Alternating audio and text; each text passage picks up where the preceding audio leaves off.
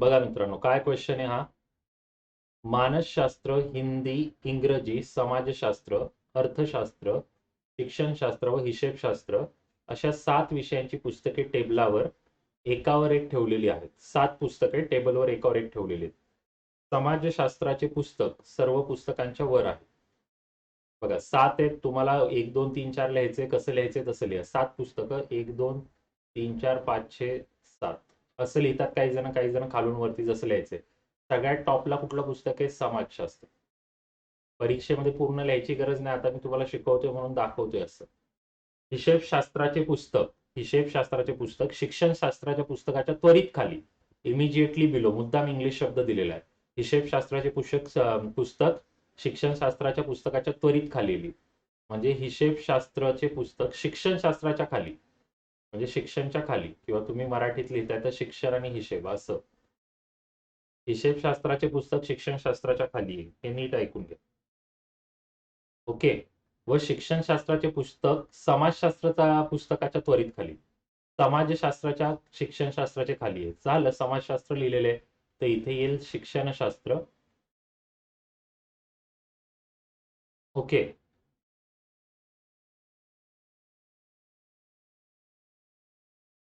समाजशास्त्राच्या त्वरित खाली शिक्षणशास्त्र आणि शिक्षणशास्त्राच्या त्वरित खाली हिशेबशास्त्र, म्हणजे यांची लाईन झाली. अर्थशास्त्राचे पुस्तक मानसशास्त्राच्या पुस्तकाच्या त्वरित वर, मानसशास्त्राच्या त्वरित वर अर्थ आहे, परंतु बरोबर मध्यस्थानी नाही. हिंदीचे पुस्तक मानसशास्त्राच्या पुस्तकाच्या त्वरित खाली आहे, मानसशास्त्राच्या त्वरित खाली हिंदी. आता मला सांगा, मध्ये नाहीये असं म्हटलेलं आहे. मध्ये नाहीये म्हणजे मग तुम्हाला काय करावं लागेल? मध्ये नाहीये तर हिंदी, अर्थशास्त्र, मानसशास्त्र. आता मला सांगा, इथे जर अर्थशास्त्र लिहिलं आपण, इथे मानसशास्त्र लिहिलं आणि इथे हिंदी लिहिलं, मग आता एक पुस्तक कुठलं राहिलं? एक पुस्तक कुठलं राहिलेलं आहे? इंग्रजीचं राहिलेलं आहे. इंग्रजी कुठेच दिसत नाही, म्हणजे ही जागा इंग्रजीला दिली. मग आता हे तुमच्याकडे असं जर इथे बनलेलं आहे, तर आता आपण क्वेश्चन बघितलं. ओके, क्वेश्चन बघूयात काय. क्वेश्चन मध्ये म्हटलेले हिशेबशास्त्र व हिंदी यांच्या दरम्यान कोणती 3 पुस्तके आहेत? आपल्याला इथे प्रश्नामध्ये पण हिंट आहे, 3 पुस्तक आहेत हिशेब आणि हिंदीमध्ये. आपलं आता बघा बरं, हिशेब आणि हिंदी 3 आहेत का? हिशेब आणि हिंदी 3 पुस्तक आहेत. कुठली 3 आहेत? इंग्रजी, अर्थशास्त्र, मानसशास्त्र. इंग्रजी, अर्थशास्त्र, मानसशास्त्र. इंग्रजी, अर्थशास्त्र, मानसशास्त्र. आला आन्सर. फक्त काय वाचण्याच्या स्किलवर डिपेंड आहे. तुम्ही रीडिंग स्किल तुमचं कसं आहे त्याच्यावरती डिपेंड आहे, बाकी काय नाही. आता यावरच आधारित दुसरा एक क्वेश्चन आहे. जर समाजशास्त्र व इंग्रजी, हिशेबशास्त्र व हिंदी, शिक्षणशास्त्र व मानसशास्त्र यांच्या जागा आपापसात बदलल्या, तर मानसशास्त्र व समाजशास्त्र यांच्या दरम्यान कोणती पुस्तके येतील? म्हणजे सगळ्यात पहिले तर आपल्याला तो क्रम लिहावा लागेल. आधीचा क्रम काय? 1 2 3 4 5 6 7. आधीचा क्रम काय? समाजशास्त्र 1 नंबरवर होतं. ओके. त्यानंतर शिक्षणशास्त्र 2 नंबरवर होतं. हिशेबशास्त्र 3 नंबरवर होतं. मगाचा जो क्रम जर तुम्ही बघितला, हा मगाचा क्रम आहे. मध्ये कोण होतं? इंग्रजी. त्यानंतर कुठले होते? तुम्ही जर बघितलं असेल मागचा, जर तुम्ही क्रम बघितला, आता हे मागे खरं तर तुमच्या तुम्ही सॉल्व्ह करताना तुमच्या समोर असेल. आता आपल्याला इथे जागा नाहीये म्हणून हे मागे लिहिलेले मी. अर्थ, मानसशास्त्र आणि हिंदी. आता जागा बदलायला सांगितलेलं. कशा जागा बदलायच्या त्या बघूयात आपण. समाजशास्त्र व इंग्रजी. समाजशास्त्राच्या ऐवजी काय येणार आहे? इंग्रजी. जे इंग्रजी इथे जाईल आणि इथे समाजशास्त्र आहे. त्यानंतर म्हटलेले हिंदी व शिक्षणशास्त्र. शिक्षणशास्त्र आणि हिंदी. इथे येईल हिंदी, इथे येईल शिक्षणशास्त्र. नाही, हिशेबशास्त्र व हिंदी होतं. सॉरी, हिशेबशास्त्र व हिंदी.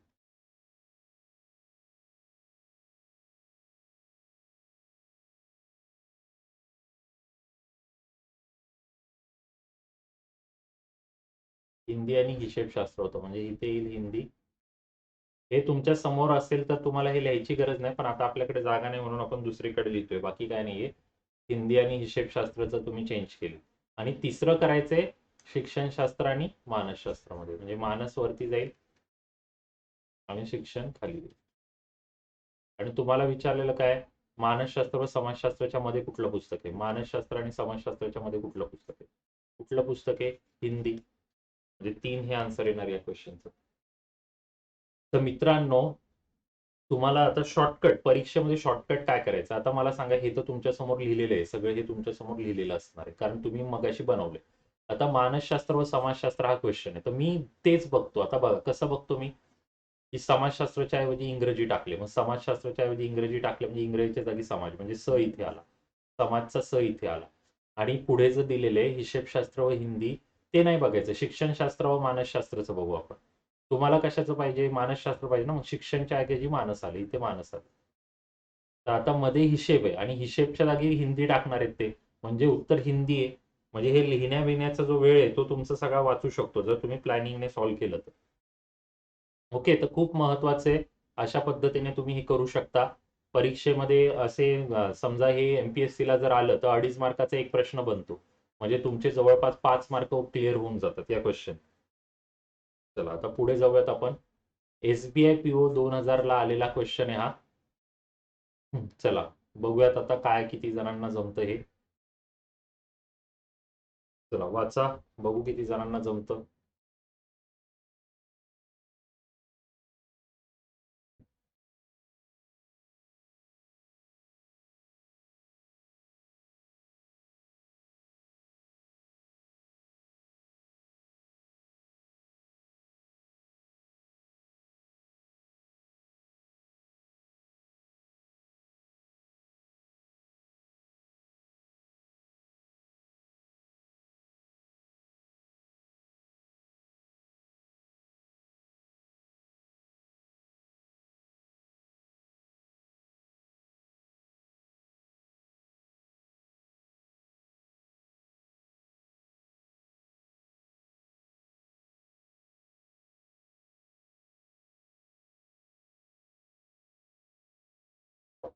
चला काय, 5 मित्र एका रांगेत दक्षिणेकडे तोंड करून उभे आहेत. दक्षिणेकडे म्हणजे खालच्या दिशेला तोंड केलेलं, म्हणजे दिशा त्यांनी दिलेली अशी. दिशेचा फायदा काय होतो माहितीये का मित्रांनो, उजवं डावं करायला फायदा. आणि बाण का दाखवायचा, मग हा उजवा हात होईल आणि हा डावा हात होईल. जर ते खाली बघतायत तर उजवा या साईडला, डावा या साईडला. परंतु याच क्रमाने असणे आवश्यक नाही. फक्त बी हा ए आणि ईच्या मध्ये आहे. फक्त बी ए आणि ईच्या मध्ये आहे. ए आणि ईच्या मध्ये बी.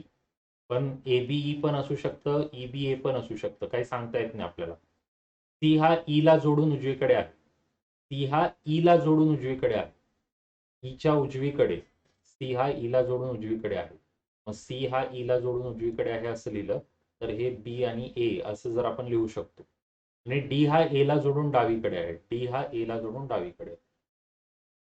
तर खालील माहितीला अनुसरून कोणते विधान निश्चित सत्य आहे असं विचारलं जाऊ शकतं. ओके, मग कोणतं विधान निश्चित सत्य आहे, बी हा एच्या डावीकडे आहे. बी हा एच्या डावीकडे आहे, जर अशी दिशा बघितली तर नाही, उजवीकडे, म्हणजे पहिलं चुकलं. डी हा ईच्या डावीकडे तिसरा आहे.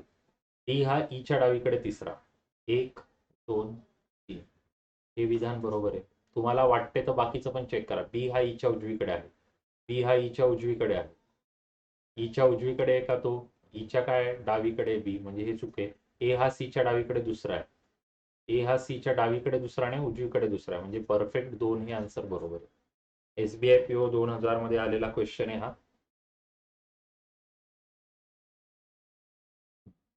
चला पुढे आता घेतो क्वेश्चन अजून. हा पण मस्त क्वेश्चन आहे. सीपीओ उपनिरीक्षक 2006 ला आलेला. 6 विद्यार्थी फोटो काढण्यासाठी एका रांगेत बसलेले आहेत. बघूया तुम्हाला येते का, एकदा चान्स देऊन बघतो मी तुम्हाला, नाहीतर मी सॉल्व्ह करणार आहे.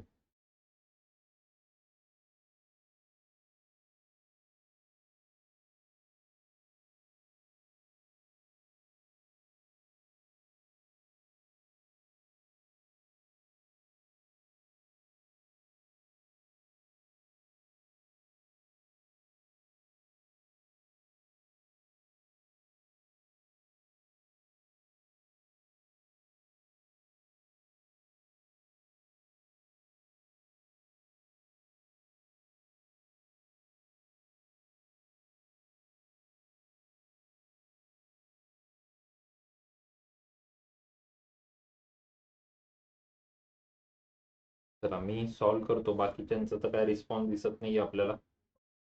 मित्रांनो काय प्रॉब्लेम असेल तरी विचारू शकता तुम्ही. 6 विद्यार्थी फोटो काढण्यासाठी एका रांगेत बसलेले आहेत. के हा व्ही आणि आर यांच्यामध्ये बसलेला आहे. मग सारखं व्ही आणि आर यांच्यामध्ये के बसलेला आहे. मग तुम्ही व्ही के आर लिहू शकता किंवा आर के व्ही लिहू शकता, ते तुमच्यावर डिपेंड आहे. आता इथे कुठले दिशा दिलेली नाही. व्ही हा एमच्या शेजारी बसलेला आहे. मग एमच्या शेजारी जर व्ही ला बसवलं तर व्ही के आर असं जर आपण लिहिलं, एम हा बीच्या शेजारी बसलेला आहे, एम हा बीच्या शेजारी बसलेला आहे, बी हा डाव्या बाजूच्या टोकावर बसलेला आहे. डाव्या बाजूच्या टोकावर आता जर आपण ह्यांची दिशा अशी बघितली तर उजवा डावा, मग डाव्या बाजूच्या टोकावर दिसतोय. क्यू हा आरच्या शेजारी बसलेला आहे, क्यू हा आरच्या शेजारी बसलेला आहे. तर व्ही हा कोणत्या दोन विद्यार्थ्यांमध्ये बसलेला आहे, व्ही हा कोणत्या दोन विद्यार्थ्यांमध्ये बसलेला आहे. तरी एक जागा तर व्ही ची फिक्स होती के. मग तुम्हाला के के ऑप्शन इथे दिसतोय मित्रांनो, म्हणजे हे दोन तर कट होणार आहेत. मला बघा हे वाक्य जे सांगते के हा व्ही आणि आरच्या मध्ये बसलेला आहे आणि व्ही कोणत्या दोन मध्ये, तर व्हीच्या बाजूला के तर फिक्स असणारच आहे. हे तर क्लिअर आहे झाले की व्हीच्या बाजूला तर कोण असणार आहे, के तर फिक्स आहे. मग के वाले ऑप्शन आहे. मग आता आपल्या इथे ऑप्शन मध्ये दिसतंय तुम्हाला काय दिसतंय ते, कोण आहे इथं, एम आहे. आणि दिशेचा इथे फरक पडत नाही, तुम्ही उलटं घेतलं तरी काही टेन्शन नाहीये. म्हणजे याच्यामध्ये पण उत्तर काय येणार आहे तो. बघा नीट वाचनावरती सगळं डिपेंड आहे. वाचन कौशल्य ज्याचं चांगलं आहे त्याला बाकी काहीच टेन्शन नाही यामध्ये. चला पुढचं घेतो आता. चला भारी आहे हे पण, एका 5 मजली इमारतीचं. चला कोणाला येतंय का बघू आपण.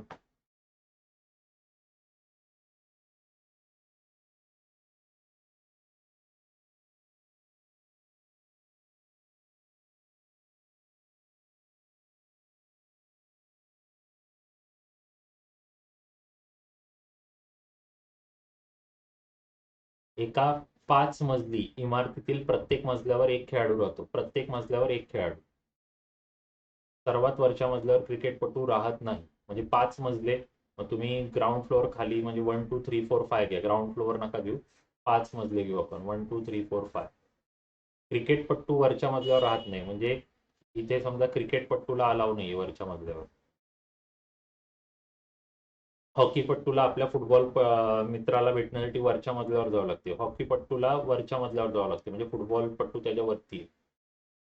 जलतरणपटू हा क्रिकेटपटूच्या त्वरित खालच्या मजल्यावर आहे, म्हणजे क्रिकेटच्या खाली डायरेक्ट जलतरणपटू म्हणजे स्विमिंग आपण म्हणू शकतो, क्रिकेटच्या खाली स्विमर आहे. क्रिकेटपटू फुटबॉलपटूला चिटकून असलेल्या मजल्यावर राहू शकत नाही. सर्वात खालच्या मजल्यावर टेनिसपटू राहतो, म्हणजे सगळ्यात खाली टेनिसवाला, सगळ्यात खाली टेनिस आहे. आणि क्रिकेटवाला फुटबॉलवाल्याला चिटकून राहू शकत नाही. मग सगळ्यात वरती जर आपण फुटबॉल लिहिलं, मग फुटबॉलच्या खाली कोण येईल, हॉकी. आणि मग इकडे काय येईल, क्रिकेट. क्रिकेटच्या खाली कोण येईल, स्विमिंग म्हणजे जलतरणवाला येईल. तुम्हाला विचारलेलं काय, मध्यभागी असलेल्या मजल्यावर कोण राहतो, तर मध्यभागी थर्ड फ्लोअर आहे, थर्ड फ्लोअरवरती कोण राहतो, क्रिकेटपटू. जे हे आन्सर येईल. तुम्ही म्हणाल फुटबॉल खाली काय नाही आला सर, कारण फुटबॉल आणि हे वाक्य दिलेले, क्रिकेटपटू फुटबॉलपटूला चिटकून असलेल्या मजल्यावर राहू शकत नाही आणि क्रिकेटवाला वरती पण नाही राहू शकत, त्यामुळे वरती फुटबॉलवाल्यालाच ठेवावं लागतं. त्यामुळे मग हे आन्सर येऊ शकतं. ओके, चला सगळ्यांना हे क्लिअर झालेले.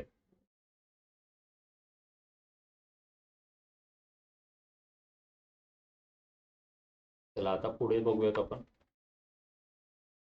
राज्यसेवा 2013 ला आलेला क्वेश्चन आहे, राज्यसेवा 2013 एकदम भारी क्वेश्चन आहे. ए बी सी डी एवढे सगळं वाचायचं थोडी, 10 जण आहेत. 10 सदस्य एक्स आणि वाय दोन टीम मध्ये विभागलेली आहेत. प्रत्येक टीम मध्ये 5 सदस्य आहेत. दोन्ही टीमच्या सदस्यांना समोरासमोर दोन रांगेमध्ये बसवलेले. एक्स टीमच्या एका सदस्याच्या बरोबर समोर वाय टीमचा सदस्य, त्यांची तोंड एकमेकांकडे आहेत. एक्स टीमची तोंड उत्तर दिशेला आहेत, म्हणजे एक्स वाली इकडे, एक्स वाली रांग खाली आणि वाय वाली रांग वरती आहे. 1 2 3 4 5 असे बसलेले असतील आणि इकडे 1 2 3 4 5 असे बसलेले असतील समोरासमोर तोंड करून. ह्यांचं असं असेल उत्तरेकडे बघताना आणि ह्यांचं दक्षिणेकडे बघता. डी एच्या उजवीकडे आता एक्स टीमच्या सदस्याची तोंडे उत्तर दिशेला आहे. डी एच्या उजवीकडे तिसरा आहे आणि जीच्या एकदम समोर बसलेला आहे. डी एच्या उजवीकडे तिसरा, डी एच्या उजवीकडे तिसरा. आता ए ला इथे घेतला तर 1 2 3, एच्या उजवीकडे तिसरा. आता मग एक्सच्या टीम मधले का वायच्या हे पण बघणं खूप गरजेचं आहे, आता याच्यामध्ये पण कन्फ्युजन होऊ शकतं. कोण कुठल्या टीम मध्ये बसलेले हे पण माहित असणं गरजेचं आहे ना. वरच्यावर तुम्हाला वाचायचं तर बघा, बीजीच्या निकटतम उजवीकडे बसलेला आहे आणि त्याचे तोंड दक्षिणेकडे आहे. हे वाक्य बी जीच्या निकटतम उजवीकडे बसलेले आणि त्याचे तोंड दक्षिणेकडे आहे. म्हणजे बी जी हे दक्षिणेकडे आहेत, डी ए हे वरती आहेत. नाही, हे खालती आहेत. ही उत्तर दिशा ना, उत्तरेकडे बघतायत हे वाले आणि दक्षिणेकडे. कन्फ्युजन होण्यासाठी खूप टेन्शन येतं. आता दक्षिणेकडे बघणारे कोण आहेत? बी आणि जीच्या निकटतम उजवीकडे. बी जीच्या निकटतम उजवीकडे म्हणजे जीच्या उजवीकडे बी म्हणजे जी बी असे असणार आहेत. आणि जीच्या समोर कोण आहे? डी एच्या उजवीकडे तिसरा आणि जीच्या समोर म्हणजे जीच्या समोर कोण आहे? डी. हे पण एक वाक्य आहे.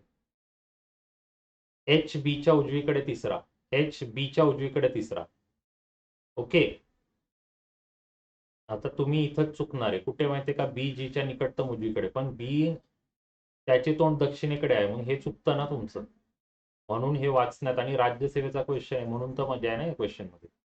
मित्रांनो, हे जे वाक्य ना, बी जीच्या निकटतम उजवीकडे बसलाय, तोंड दक्षिणेकडे, मग दक्षिणेकडे बघत असताना उजवी साईड इकडे येते मित्रांनो.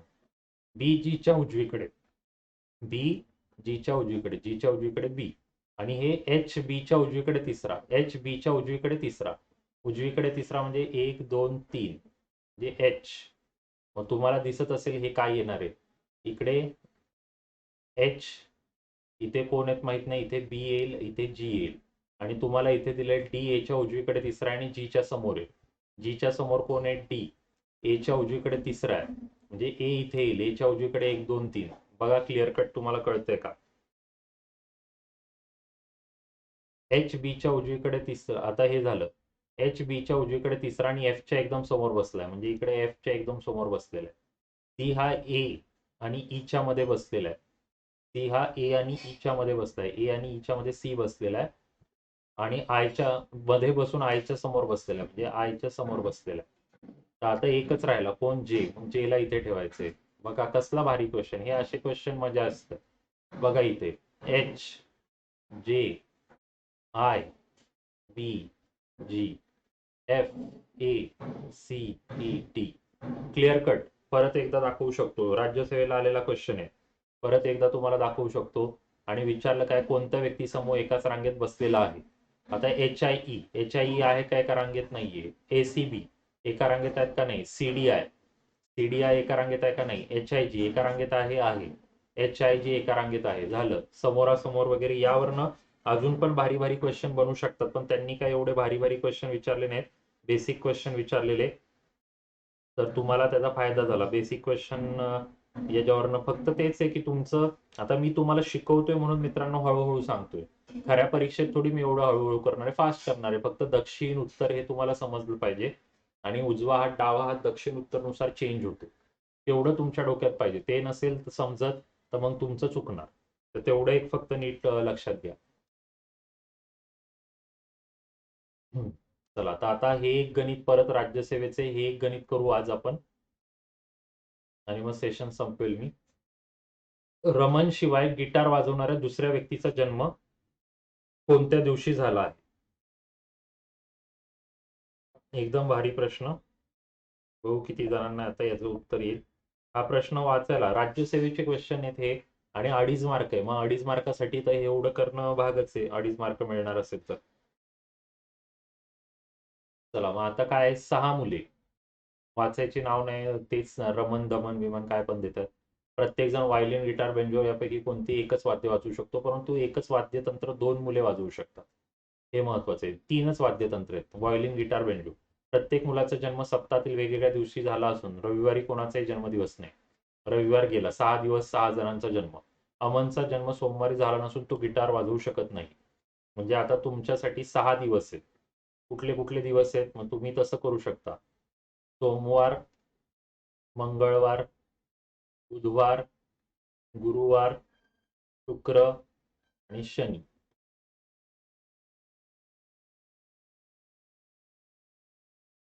सोम, मंगळ, बुध, गुरु, शुक्र, शनी. अमनचा जन्म सोमवारी झाला नसून तो गिटार वाजवू शकत नाही. म्हणजे अमरचं सोमवार पण गेला आणि गिटार पण गेला. इथे ते दिलेले अमनचा जन्म सोमवारी झाला नसून तो गिटार वाजवू शकत नाही, ते जाऊ द्या. व्हायोलिन वाजवणाऱ्या एका मुलाचा जन्म शुक्रवारी झाला.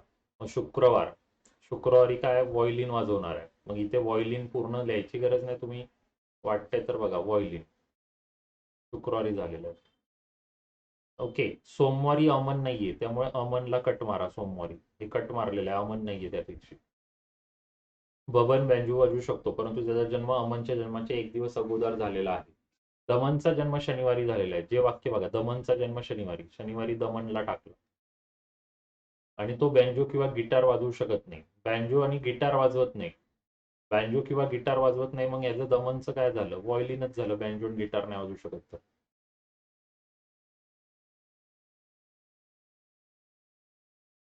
आता अजून झालेलं काय काय आहे ते बघू आपण. चला, जे जे वाक्य वापरले मी, व्हायोलिन वाजवणाऱ्या हे वाक्य वापरलं. व्हायोलिन वाजवणाऱ्या एका मुलाचा जन्म शुक्रवारी झाला. बबन बँजो वाजवू शकतो. बबनचा बँजो तुम्हाला कळलेले, परंतु त्याचा जन्म अमनच्या जन्माच्या एक दिवस अगोदर झालेला आहे. दमनचा शनिवारी, आणि तो बँजो किंवा गिटार वाजवू शकत नाही. चमन ते वाद्यतंत्र वाजवू शकत नाही जे रमन वाजवतो. रमनचा जन्म अमनच्या जन्मदिवसाच्या नंतर दुसऱ्या दिवशी गुरुवारी झाला. हे वाक्य, रमनचा जन्म अमनच्या जन्मदिवसाच्या नंतरच्या दुसऱ्या दिवशी गुरुवारी. रमनचा जन्म गुरुवारी रमन. आणि म्हटलेलं काय, अमनच्या जन्मदिवसाच्या नंतरच्या दुसऱ्या दिवशी. अमनच्या जन्माच्या नंतरच्या दुसऱ्या दिवशी म्हणजे इथे अमन येईल. आणि इकडे एक वाक्य होतं जे तुम्ही वाचलं असेल, बबन बँजो वाजवू शकतो, परंतु त्याचा जन्म अमनच्या जन्माच्या एक दिवस अगोदर झालेला आहे. बबन अमनच्या एक दिवस अगोदर, आणि काय वाजवू शकतो? बँजो वाजवू शकतो. आणि अमनसाठी एक दिलेलं आहे की अमन गिटार वाजवू शकत नाही, आणि व्हायोलिन वाले ऑलरेडी झालेले आहेत, म्हणजे अमनचं काय येईल आता? बँजो. मग गिटारवाले कोण राहिले? गिटार आणि गिटार. आता तुम्हाला विचारलेलं आहे, रमन शिवाय गिटार वाजवणाऱ्या दुसऱ्या व्यक्तीचा जन्म कधी झाला? तर मित्रांनो, तुम्ही इथे नाव नाही देऊ शकत, पण इथे गिटार वाजवणाऱ्याचा जन्म कधी झाला ते देऊ शकता. कसं काय? इथे दिसते ना बुधवारी. गिटार वाजवणारा कोण त्यांनी विचारलं नाही. रमन शिवाय, आणि प्रश्नातच आहे रमन शिवाय गिटार वाजवणारा दुसरा व्यक्ती. म्हणजे एक गिटार वाजवणारा रमन आहे, तर दुसऱ्याचा कधी जन्म झालाय? कधी? बुधवारी. कधी जन्म झालेला आहे? बुधवारी. म्हणजे किती भारी गणित होतं हे. म्हणजे तुम्हाला डेटा, खूप जणांना वाटेल सर पूर्ण डेटाचं होत नाही तुम्ही कसं काय आन्सर दिलं. मित्रांनो, पूर्ण डेटा होत नसलं तरी आन्सर येतंय ना आपलं, मग तेवढंच तुम्हाला घ्यायचंय. तर मित्रांनो, आता आजसाठी मी एवढंच घेणार आहे. माझं सेशन खरं तर लवकर आज थोडंसं संपवतोय मी. तर जे अनअकॅडमीचं ॲप ज्यांनी डाउनलोड केलं नसेल तर अनअकॅडमीचं ॲप जरूर डाउनलोड करा. इन्स्टॉल केल्यानंतर प्लसवरती जा. स्पेशलवरती तुम्ही माझे फ्री लेक्चर बघू शकता. प्लसवरती गेल्यावर MPSC कोर्स सिलेक्ट केला आणि गेट सबस्क्रिप्शनवरती गेला तर तुम्हाला मग सबस्क्रिप्शनसाठीचे जे चार्जेस येत आहेत 1 महिने, 3 महिने, 6, 12, 24, तर तुम्ही RJ29 कोड टाका, 10% ऑफ होतील. आणि माझे फ्री लेक्चर बघितल्यामुळे तुम्हाला कॉईन मिळतात, ते कॉईन पण त्यातनं वजा होतील. तुमच्याकडे 500 कॉईन आहे तर 500 रुपये कमी होतील. जवळपास 24 महिन्याचं सबस्क्रिप्शन तुम्हाला 12-12.5 हजारात पडेल, आणि 12 महिन्याचं 8-8.5 हजारात पडेल. आणि EMI वरती 500 रुपये महिना, 520 रुपये महिनावरती घेऊ शकतात.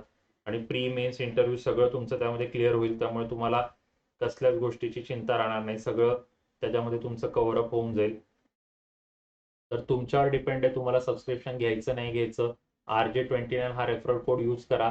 अनअकॅडमीच्या ॲपवरती पहिल्यांदा लेक्चर बघताना इन्व्हाइट कोड विचारला जातो. इन्व्हाइट कोड RJ29 टाका, म्हणजे फ्रीमध्ये लेक्चर पाहता येतील. आणि हा एक युनिक कोड आहे, त्यामुळे तुम्हाला जास्तीत जास्त कॉईन मिळतील, आणि फ्री सबस्क्रिप्शन घेत असताना त्या कॉईनचा वापर तुम्हाला करता येऊ शकतो.